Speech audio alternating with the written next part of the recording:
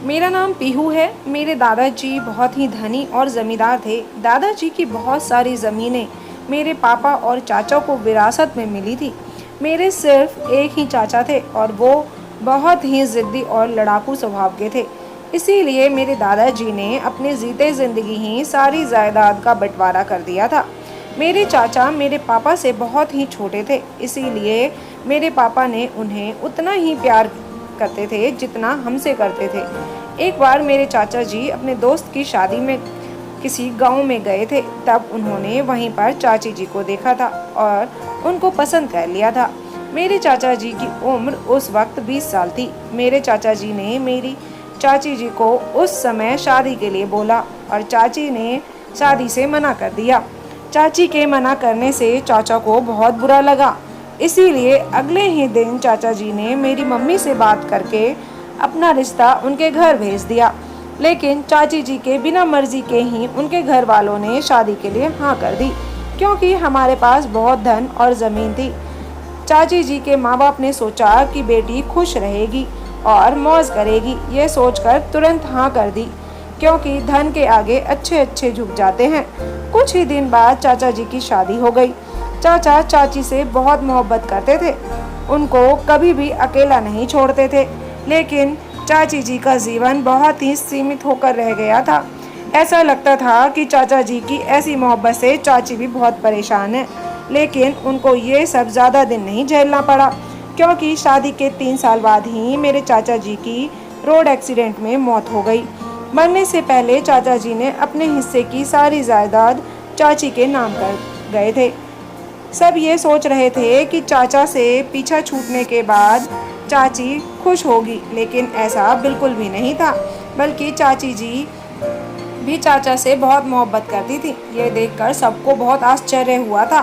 कुछ समय बीतने के बाद सब ने चाची से दूसरी शादी करने को कहा, लेकिन चाची ने मना कर दिया और पूरी जिंदगी ऐसे ही रहने का फैसला सुना दिया। ये सुनकर काफी लोगों ने उन्हें पागल भी कहा, लेकिन चाची ने किसी की भी कोई बात नहीं सुनी और सब ने अंत में आकर उनको उनके हाल पर छोड़ दिया। चाची घर के अकेले रहती थी। चाची को घर के हालातों और कठिनाइयों का सामना करना पड़ता था, इसीलिए उन्होंने अपने बचपन की सहेली के बेटे को अपने पास बुला लिया।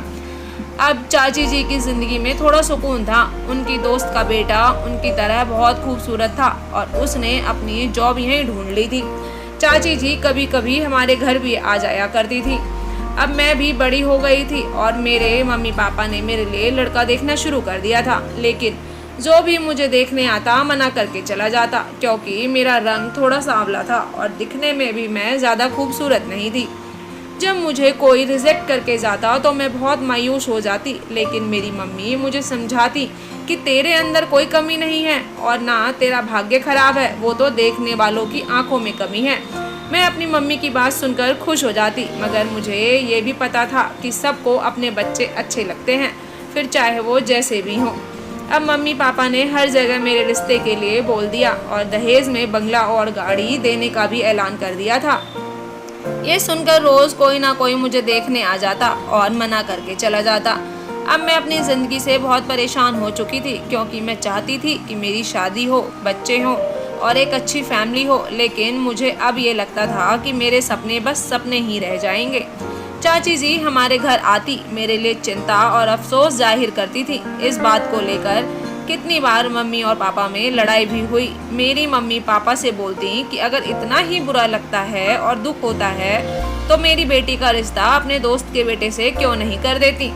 लेकिन पापा मम्मी को समझाते कि आजकल के बच्चे अपने माता पिता की ही नहीं सुनते हैं और वो तो उसके दोस्त का बेटा है, वो कैसे उसकी बात मान सकता है। लेकिन मम्मी नहीं मानी और एक दिन चाची जी से पूछ ही लिया। मम्मी की बात सुनकर चाची के चेहरे का रंग ही उड़ गया और मेरी तरफ देखते हुए बोला कि वो लड़का नहीं मानेगा। ये बोलकर वो चली गई। दिन ऐसे ही गुजरते रहे। लड़के वाले आते और मुझे रिजेक्ट करके चले जाते। फिर कुछ दिन बाद चाची जी हमारे घर आईं और पूछा कि पीहू का रिश्ता कहीं हुआ है या नहीं। मम्मी ने मना कर दिया और फिर चाची जी बोली कि मैंने अमन से बात की थी, उसने पीहू से शादी के लिए हाँ कर दी है।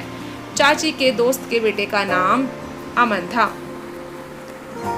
ये सुनकर मैं चौंक गई थी। मुझे उनकी बातों पर यकीन नहीं हो रहा था क्योंकि अमन बहुत ही खूबसूरत लड़का था। खैर कुछ दिन बाद मेरी शादी अमन से हो गई। शादी वाले दिन मैं कमरे में बैठी ये सोच रही थी कि पता नहीं चाची ने अमन से क्या बोला होगा कि वो मुझसे शादी करने के लिए मान गया। इतने में कमरे में कोई आया। मैंने देखा तो अमन थे। उन्होंने मुझे देखा और बोले कि तुम बहुत सुंदर हो। ये सुनकर मेरी खुशी का तो कोई ठिकाना ही नहीं था। मैं अपनी नई ज़िंदगी में बहुत खुश थी। अब अमन अपने ऑफिस से आते हुए मेरे लिए कुछ ना कुछ खाने का लेकर आते और मेरी बहुत तारीफ भी करते। अब मैं और मेरी मम्मी पापा बहुत खुश थे। मैं कुछ ही दिनों में खुद को दुनिया की सबसे खूबसूरत लड़की समझने लगी थी। बस कभी कभी चाची जी का व्यवहार मेरे लिए खूब खराब हो जाता। वो मुझ पर बिना बात के गुस्सा करती रहती। आखिर थी तो मेरी चाची ही। मैं चुप होकर उनकी सारी बातें सुन लेती। शादी के 10 दिन बाद ही मेरे पति का ट्रांसफ़र दूसरे शहर में हो गया और हम वहाँ शिफ्ट हो गए। मेरी ज़िंदगी बहुत अच्छी चल रही थी कि एक दिन मेरी चाची ने मुझे बोला कि सबको फ़ोन करके ये बताओ कि तुम प्रेग्नेंट हो। मैं चौंक गई और मैंने बोला मैं तो प्रेग्नेंट हूँ ही नहीं, तो मैं सबसे झूठ क्यों बोलूँ। खैर जैसे तैसे करके चाची ने मुझसे झूठ बुलवा ही दिया।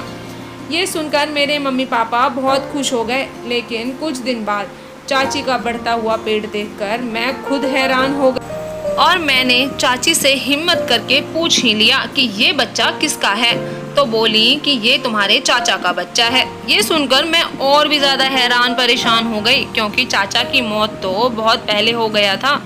ऐसा कैसे हो सकता था। मैंने सारी बात अपने पति को बताई।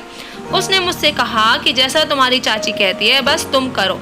अमन की बात सुनकर भी मुझे बहुत हैरानी हुई थी और एक ज़ोरदार झटका लगा था। खैर मैंने अपने पति की बात मानी और वैसे ही किया। चाची ने एक लड़के को जन्म दिया और उसको पालने की जिम्मेदारी मुझे दे दी। अभी 1 साल ही हुआ था और चाची जी फिर से प्रेग्नेंट हो गई और मैंने इस बार भी पूछा कि आपके पेट में किसका बच्चा है। तो इस बार भी उन्होंने बोला ये भी तुम्हारे चाचा का ही बच्चा है। ये सुनकर मुझे गुस्सा आ गया और मैं बोली ये कैसे हो सकता है, आप मुझे पागल समझती हो क्या। ये सुनकर मेरे पति ने मुझ पर गुस्सा किया और बोले कि तुम्हारी चाची सच बोल रही है, ज़्यादा बोलने की ज़रूरत नहीं है, जैसा बोल रही है तुम वैसे ही करो। अब मैं बहुत अच्छे से समझ गई थी कि मेरी चाची एक अच्छी औरत नहीं है और मेरा पति भी मुझसे झूठ बोल रहा है। अब मैंने ठान लिया था कि मैं सच्चाई का पता लगा कर ही रहूँगी। मगर फिर मैंने सोचा कि चाची तो सारा दिन मेरे साथ ही रहती है, मुझे इनके कारनामों को जानने के लिए रात में जागना होगा। फिर मैंने रात को जागने की सोची, लेकिन मुझे इतनी गहरी नींद आई कि मुझे पता ही नहीं लगा कि मैं कब सो गई। अब मैंने दूसरे दिन जागने की कोशिश की, लेकिन मैं जाग नहीं पाई। फिर मुझे शक हुआ कि ये मेरे खाने में कुछ मिलाती तो नहीं है, क्योंकि ऐसी नींद मुझे कभी नहीं आती थी। अगले दिन जब मेरा खाना कमरे में आया तो मैंने खाने को एक पॉलीथिन में डालकर खिड़की से बाहर फेंक दिया और सोने का नाटक करने लगी। अब इस रात मुझे नींद नहीं आ रही थी, तो मुझे ये पक्का हो गया था कि मेरे खाने में नींद की दवाई मिलाई जाती है, लेकिन मुझे अभी इसका पता लगाना बाकी था। तो मैं अपनी आंखें बंद करके सोच ही रही थी कि मेरे कमरे में कोई आया। मैंने हल्की सी अपनी आंखें खोली तो देखा मेरे पति अमन था। मैं चुपचाप लेटी रही और सोने का नाटक करती रही। अमन ने मेरे माथे को चूमा और कमरे से बाहर चला गया। अब काफ़ी रात हो गई और अमन कमरे में वापस नहीं आए, तो मैं उठी और कमरे से बाहर देखने लगी तो मुझे कोई नहीं दिखा। फिर मैं चाची के कमरे की तरफ गई और कमरे की खिड़की से झांक कर देखा तो मेरे सर पर आसमान टूट पड़ा। मेरी चाची और मेरा पति दोनों ही एक बिस्तर पर सो रहे थे। मैं अंदर गई तो दोनों ने ही मुझे देखकर घबरा गए। मैंने अपने पति में एक ज़ोरदार थप्पड़ मारा तो मेरी चाची बोली, खबरदार अगर मेरे पति पर दोबारा हाथ उठाने की कोशिश की तो। ये सुनकर मुझे और भी ज़्यादा झटका लगा था, क्योंकि आज तक चाची सबको यही बोलती थी कि अमन उनके दोस्त का बेटा है। सच तो ये था कि ये वही इंसान था जिससे चाची प्यार करती थी और शादी करना चाहती थी, लेकिन उनके माँ बाप ने उनकी शादी मेरे चाचा जी से कर दी थी। धन और ज़मीन के लालच में आकर इस आदमी की वजह से ही मेरी चाची ने मेरे चाचा को शादी के लिए मना कर दिया था।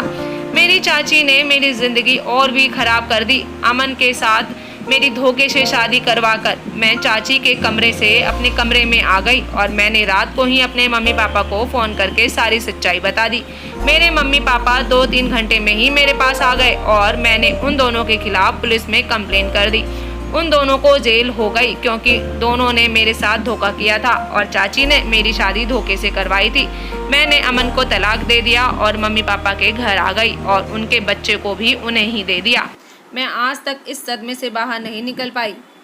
तो दोस्तों, कहानी पूरी सुनने के लिए धन्यवाद। अगर चैनल पे न्यू है तो सब्सक्राइब कर लीजिएगा, तो पुराने हैं तो कहानी पूरी सुनने के लिए धन्यवाद। फिर मिलती हूँ एक नई कहानी के साथ। प्लीज़ फैमिली एंड फ्रेंड्स के साथ कहानियों को शेयर कर दिया करें। Bye bye.